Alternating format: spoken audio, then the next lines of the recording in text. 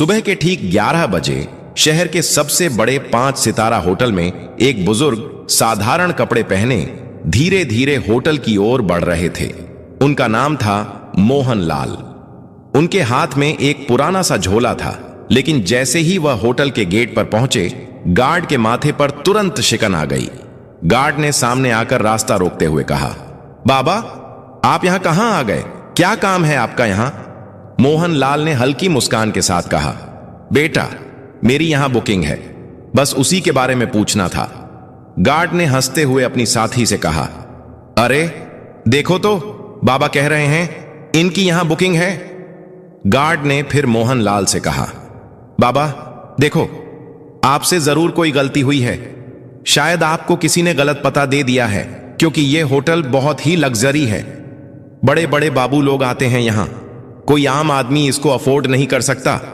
इतने में होटल की रिसेप्शनिस्ट प्रिया सक्सेना ने यह बातचीत सुन ली। उसने अपनी नजरें मोहन लाल पर डाली, सिर से पांव तक उन्हें देखा और होंठों पर हल्की मुस्कान तैर गई। वह मुस्कान स्वागत की नहीं, बल्कि ताने और उपेक्षा की थी। प्रिया ने कहा, बाबा, मुझे नहीं लगता कि आपकी कोई बुकिंग इस होटल में होगी। यह होटल बहुत महंगा है, शायद आप गलत जगह आ गए हैं। मोहन लाल ने उसी सहजता से जवाब दिया, बेटी, एक बार चेक तो कर लो, शायद मेरी बुकिंग यहीं हो।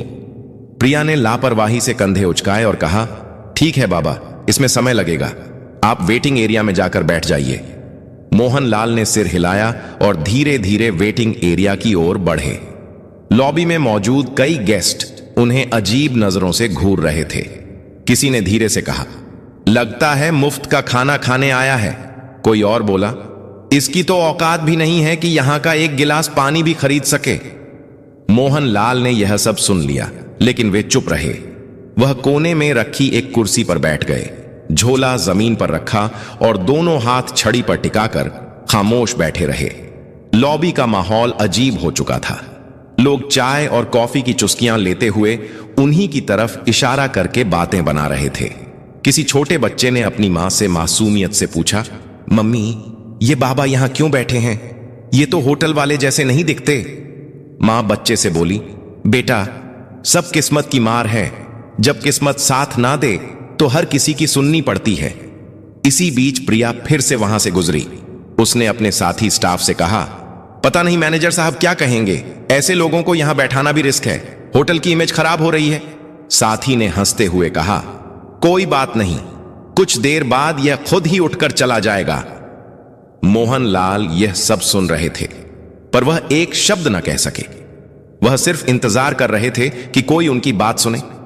1 घंटे तक वह यूं ही बैठे रहे, कभी घड़ी देखते, कभी रिसेप्शन की तरफ नजर डालते। उन्हें उम्मीद थी कि कोई आएगा और कहेगा, हां बाबा, आपकी बुकिंग है, लेकिन ऐसा नहीं हुआ। मोहन लाल ने धीरे से कुर्सी का सहारा लिया और खड़े हो गए। उन्होंने रिसेप्शन की तरफ देखा और कहा, बेटी, अगर तुम व्यस्त हो तो अपने मैनेजर को बुला दो, मुझे उनसे भी कुछ जरूरी बात करनी है। प्रिया ने मन ही मन सोचा, अब इसे मैनेजर से भी मिलना है। फिर अनमने ढंग से फोन उठाया और होटल मैनेजर विक्रम सिंह को कॉल लगाया। उसने कहा, सर, एक बुजुर्ग आपसे मिलना चाहते हैं। विक्रम ने दूर से मोहन लाल को देखा और फोन पर हंसते हुए कहा, क्या ये हमारे गेस्ट हैं या बस ऐसे ही चले आए हैं? मेरे पास अभी टाइम नहीं है, इन्हें बैठने दो, थोड़ी देर में खुद चले जाएंगे। प्रिया ने वही आदेश दोहराया और मोहन लाल को और थोड़ी देर बैठने का आदेश दिया। मोहन लाल ने गहरी सांस ली और फिर से उसी कोने की कुर्सी पर बैठ गए। सारी नजरों का बोझ उनके कंधों पर था, लेकिन उनकी आंखों में अब भी वही सब्र था। मानो कह रहे हो, सच को छिपाया जा सकता है, पर रोका नहीं जा सकता। लॉबी में मोहन लाल अब भी बैठे थे। समय धीरे धीरे बीत रहा था, लेकिन उनके लिए हर मिनट किसी पहाड़ की तरह भारी हो रहा था। इसी बीच रिसेप्शनिस्ट प्रिया सक्सेना दोबारा उनके पास आई। उसने रूखी आवाज में कहा, बाबा, आपको थोड़ा और इंतजार करना पड़ेगा, मैनेजर साहब अभी भी बिजी हैं। मोहन लाल ने मुस्कुराकर सिर हिलाया और बोले, ठीक है बेटी, मैं इंतजार कर लूंगा। उसी समय होटल का मैनेजर विक्रम सिंह अपने केबिन में बैठा हुआ किसी विदेशी क्लाइंट से फोन पर बातें कर रहा था। उसके चेहरे पर घमंड साफ झलक रहा था। फोन रखते ही रिसेप्शन से प्रिया का दोबारा कॉल आया। प्रिया ने कहा, सर, वो बुजुर्ग अब भी लॉबी में बैठे हैं, आप एक बार उनसे मिल लीजिए। विक्रम ने हंसते हुए कहा, बैठा रहने दो, थोड़ी देर में थक जाएगा और खुद चला जाएगा। मेरे पास ऐसे फालतू लोगों के लिए वक्त नहीं है। तभी वहां एक छोटा कर्मचारी आया। नाम था सूरज वर्मा। वह होटल का बेल बॉय था। उसने मोहन लाल को देखा। लॉबी में सब उनका मजाक उड़ा रहे थे, लेकिन सूरज की आंखों में उनके लिए सम्मान था। वह धीरे से पास आकर बोला, बाबा, आप कब से बैठे हैं? क्या किसी ने आपकी मदद नहीं की?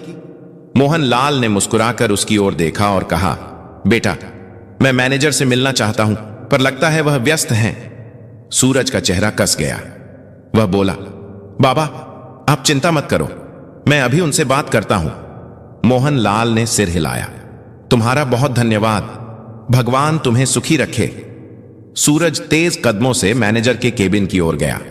दरवाजे पर पहुंचते ही उसने नॉक किया और अंदर चला गया। विक्रम सिंह ने इशारे से पूछा, क्या बात है?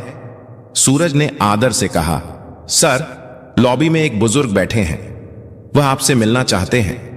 विक्रम ने भौहें चढ़ाई और ठंडी आवाज में बोला, सूरज, तुम्हें कितनी बार कहा है कि फालतू लोगों से दूर रहो। वह कोई गेस्ट नहीं है, शायद भूला भटका कोई आया है। सूरज ने धीरे से कहा, लेकिन सर, उन्होंने कहा है कि उन्हें आपसे जरूरी बात करनी है। विक्रम हंस पड़ा। अरे, जरूरी बात? तुम्हें अंदाजा भी है यहां कितने करोड़ का कारोबार होता है, और तुम मुझे ऐसे बाबा से मिलवाना चाहते हो? सूरज चुप रहा, लेकिन अंदर से दुखी था। उसने सोचा, इंसान को उसकी शक्ल देखकर कैसे ठुकराया जा सकता है? क्या बड़े पद पर बैठने से किसी को इंसानियत भूल जानी चाहिए? विक्रम ने सख्त आवाज में कहा, सूरज, तुम अपना काम करो, यह मामला तुम्हारे बस का नहीं है। सूरज ने सिर झुकाया और बाहर चला आया। लॉबी में लौटते ही उसने मोहन लाल की ओर देखा। उनकी आंखों में धैर्य अब भी था। सूरज उनके पास बैठ गया और बोला, बाबा, मैंने कोशिश की, लेकिन मैनेजर साहब अभी नहीं मिलना चाहते। मोहन लाल ने मुस्कुराकर उसके कंधे पर हाथ रखा और बोले, कोई बात नहीं बेटा, तुमने कोशिश की, यही मेरे लिए काफी है। सूरज की आंखें भर आईं। उसे महसूस हुआ कि यह बुजुर्ग कोई आम इंसान नहीं है।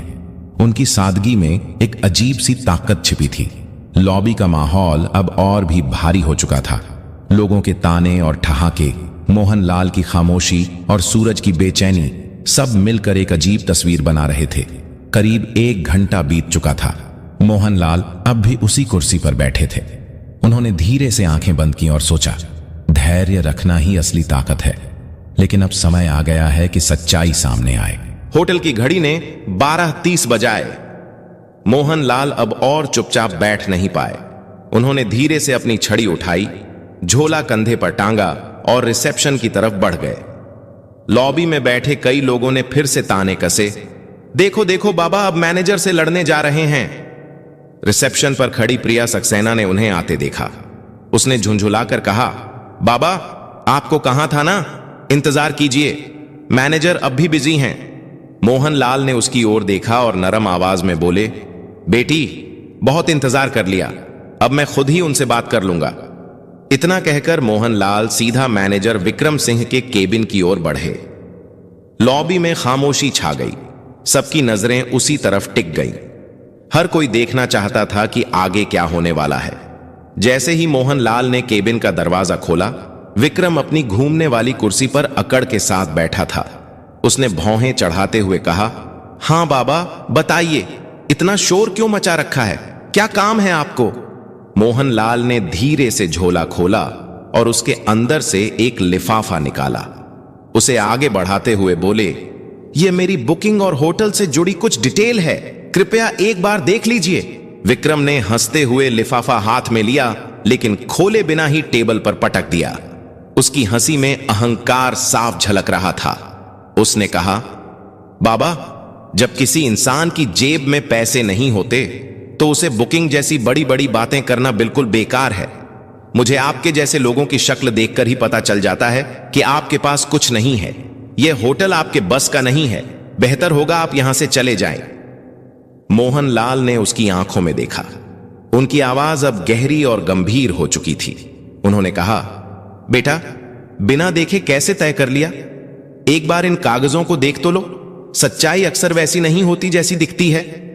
विक्रम कुर्सी पर पीछे झुक गया और जोर से हंसते हुए बोला, बाबा, मुझे किसी कागज को देखने की जरूरत नहीं है। मैं सालों से इस होटल को संभाल रहा हूं। लोगों की शक्ल देखकर ही पहचान लेता हूं कि किसकी क्या औकात है। आपकी शक्ल कहती है आपके पास कुछ भी नहीं है। यह सुनकर लॉबी में बैठे कुछ गेस्ट भी हंसने लगे। मोहनलाल ने गहरी सांस ली, लिफाफा टेबल पर रखा और शांत स्वर में बोले, ठीक है, जब तुम्हें यकीन नहीं है तो मैं चला जाता हूं, लेकिन याद रखना, जो तुमने आज किया है उसका नतीजा तुम्हें भुगतना पड़ेगा। इतना कहकर उन्होंने दरवाजे की ओर कदम बढ़ाए। पीछे बैठे गेस्ट फुसफुसाए, वाह, मैनेजर ने सही किया, ऐसे लोगों को यहीं सबक मिलना चाहिए। मोहनलाल होटल से बाहर निकल गए। उनकी धीमी चाल और झुकी हुई कमर ने पूरे स्टाफ के बीच एक अजीब सा सन्नाटा छोड़ दिया, लेकिन विक्रम अपनी कुर्सी पर बैठा मुस्कुराता रहा। उसके चेहरे पर गर्व और तिरस्कार का मिला जुला भाव था। इसी बीच बेल बॉय सूरज वर्मा उस लिफाफे की तरफ बढ़ा। उसने धीरे से उसे उठाया और चुपचाप अपने सर्वर कंप्यूटर की ओर चला गया। कंप्यूटर स्क्रीन पर उसने लॉगिन किया और फाइलें खोलना शुरू किया। लिफाफे में लिखी डिटेल्स के आधार पर उसने होटल का पुराना रिकॉर्ड खंगाला। कुछ ही देर में उसकी आंखें चौड़ी हो गई। स्क्रीन पर जो जानकारी थी उसने सूरज को हिलाकर रख दिया। रिकॉर्ड में साफ लिखा था, मोहनलाल, होटल के 65% शेयर होल्डर, संस्थापक सदस्य। सूरज की सांसें तेज हो गईं। उसने फौरन प्रिंटर से रिपोर्ट निकाली। कागज हाथ में लिए वह भागता हुआ मैनेजर के केबिन में पहुंचा। अंदर विक्रम अब भी किसी क्लाइंट से फोन पर बात कर रहा था। सूरज ने धीरे से कहा, सर, यह रिपोर्ट देखिए, ये वही बुजुर्ग हैं जो यहां आए थे। ये हमारे होटल के असली मालिक हैं। विक्रम ने फोन रखते हुए सूरज की तरफ देखा और भौहें चढ़ा ली। सूरज, तुम्हें कितनी बार कहा है, मुझे ऐसे लोगों की रिपोर्ट्स में दिलचस्पी नहीं है। यह सब फालतू बातें हैं। सूरज ने फिर कोशिश की, लेकिन सर, यह रिपोर्ट साफ बताती है कि मोहनलाल हमारे होटल के मालिक हैं। अगर हमसे कोई गलती हो गई है तो। विक्रम ने बीच में ही बात काट दी। उसने रिपोर्ट को अपनी तरफ सरका कर देखा, फिर बिना पढ़े ही उसे वापस सूरज की ओर धकेल दिया। उसकी आवाज में अहंकार पहले से और ज्यादा था। उसने कहा, मुझे यह सब बकवास नहीं चाहिए। तुम्हें मैंने कहा है ना, अपना काम करो। यह होटल मेरी मैनेजमेंट स्किल से चलता है, किसी पुराने बाबा की दान दक्षिणा से नहीं। सूरज हैरान रह गया। उसके चेहरे पर गहरी बेचैनी थी। वह रिपोर्ट हाथ में लेकर वापस निकल गया। लॉबी में आते ही उसने मोहनलाल को याद किया। उनकी आंखों की गहराई, उनका धैर्य। उसे लगा, यह मामला अब सिर्फ होटल तक सीमित नहीं है, यह इंसानियत की परीक्षा है। धीरे धीरे शाम होने लगी। गेस्ट अपने अपने कमरों में चले गए। स्टाफ अपने काम में लग गया, लेकिन सूरज के दिल में हलचल बढ़ती गई। उसे यकीन था, कल का दिन इस होटल की तस्वीर बदल देगा। अगली सुबह का नजारा बिल्कुल अलग था। होटल के हर कोने में हलचल थी। स्टाफ आपस में धीरे धीरे फुसफुसा रहे थे। किसी ने कहा, कल जो बाबा आए थे, शायद उनके बारे में कोई बड़ी बात है। दूसरे ने जवाब दिया, हां, सुना है वह होटल के बड़े शेयर होल्डर हैं। यह खबर धीरे धीरे पूरे होटल में फैल चुकी थी, लेकिन किसी को अब भी भरोसा नहीं हो रहा था। सबके मन में सवाल था, क्या सच में वह बुजुर्ग इस आलीशान होटल के मालिक हो सकते हैं? 10:30 बजते ही लॉबी का माहौल अचानक बदल गया।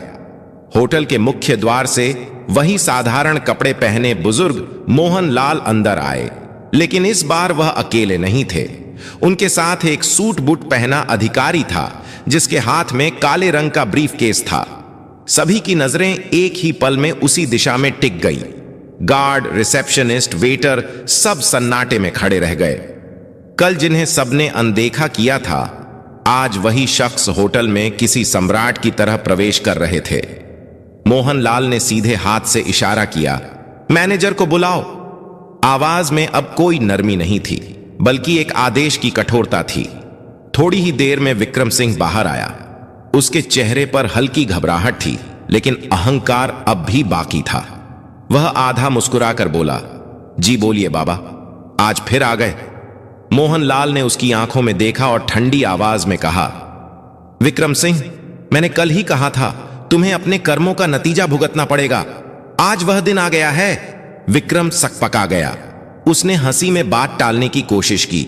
मोहनलाल के साथ आए अधिकारी ने ब्रीफकेस खोला, उसमें से मोटी फाइल निकाली और सबके सामने टेबल पर रख दी।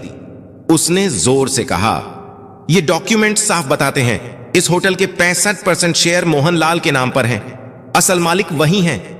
पूरा स्टाफ स्तब्ध रह गया। प्रिया सक्सेना के हाथ कांपने लगे। लॉबी में मौजूद गेस्ट्स ने एक दूसरे को देखा और फुसफुसाए, ये तो सच में मालिक हैं। हमसे कितनी बड़ी भूल हो गई। मोहनलाल ने अपनी छड़ी जमीन पर टिका दी। उनकी आवाज अब तेज और दृढ़ थी। विक्रम सिंह, आज से तुम इस होटल के मैनेजर नहीं रहोगे। तुम्हारी जगह अब सूरज वर्मा इस पद को संभालेगा। विक्रम गुस्से से कांपते हुए बोला, आप होते कौन हैं मुझे हटाने वाले? यह होटल मैं सालों से चला रहा हूं। मोहनलाल गरजते हुए बोले, यह होटल मैंने बनाया है। इसकी नींव मेरी मेहनत से रखी गई थी। मैं चाहूं तो तुम्हें एक पल में बाहर का रास्ता दिखा सकता हूं, पर दंड स्वरूप तुम्हें फील्ड का काम दिया जा रहा है। अब वही काम करो जो तुमने दूसरों से करवाया है। मोहनलाल ने सूरज को पास बुलाया। उन्होंने उसके कंधे पर हाथ रखते हुए कहा, तुम्हारे पास धन नहीं था, लेकिन दिल में इंसानियत थी। यही असली काबिलियत है, इसलिए तुम इस पद के हकदार हो। सूरज की आंखों से आंसू बह निकले। वह भावुक होकर बोला, साहब, मैंने तो बस इंसानियत निभाई थी। मोहनलाल मुस्कुराए, यही सबसे बड़ी योग्यता है बेटा। फिर उन्होंने रिसेप्शनिस्ट प्रिया सक्सेना की ओर देखा। उनकी नजर इतनी कठोर थी कि प्रिया कांप गई। मोहनलाल बोले, प्रिया, तुम्हारी यह गलती पहली है, इसलिए तुम्हें माफ कर रहा हूं। लेकिन याद रखना, इस होटल में कभी किसी को उसके कपड़ों से मत आंकना। हर इंसान की इज्जत बराबर है। प्रिया ने हाथ जोड़ लिए और रोते हुए कहा, मुझे माफ कर दीजिए, आगे से ऐसा कभी नहीं होगा। मोहनलाल ने चारों तरफ देखा और ऊंची आवाज में कहा, सुन लो सब लोग, यह होटल सिर्फ अमीरों का नहीं है। यहां इंसानियत ही असली पहचान होगी। जो भी अमीर गरीब का फर्क करेगा वह इस जगह पर रहने लायक नहीं होगा। लॉबी में मौजूद गेस्ट्स ने जोरदार तालियां बजाई। हर कोई मोहनलाल को सम्मान की नजरों से देख रहा था। जो कल तक उन्हें तुच्छ समझ रहे थे, आज वही उनके आगे झुक गए। मोहनलाल ने अंत में कहा, असली अमीरी पैसे में नहीं, सोच में होती है। अगर सोच बड़ी हो तो इंसान खुद ही बड़ा बन जाता है। इतना कहकर वह अधिकारी के साथ होटल से बाहर निकल गए। पीछे खड़े स्टाफ और गेस्ट्स देर तक उनकी ओर देखते रहे और मन ही मन सोचते रहे, मालिक ऐसा होना चाहिए जो दूसरों को उनकी इंसानियत से पहचाने, ना कि उनके कपड़ों से। उस दिन के बाद होटल का माहौल पूरी तरह बदल गया। स्टाफ अब हर गेस्ट के साथ सम्मान से पेश आता। लोग कहते, मोहनलाल ने सिर्फ होटल नहीं बनाया बल्कि इंसानियत की नींव भी रखी। दोस्तों, अगर आपको यह कहानी पसंद आई हो तो प्लीज इसे लाइक करें और ज्यादा से ज्यादा लोगों तक शेयर करें। और हां, हमारे चैनल को सब्सक्राइब करना बिल्कुल ना भूलें, ताकि ऐसी ही दिलचस्प और दमदार कहानियां आपको मिलती रहें। धन्यवाद।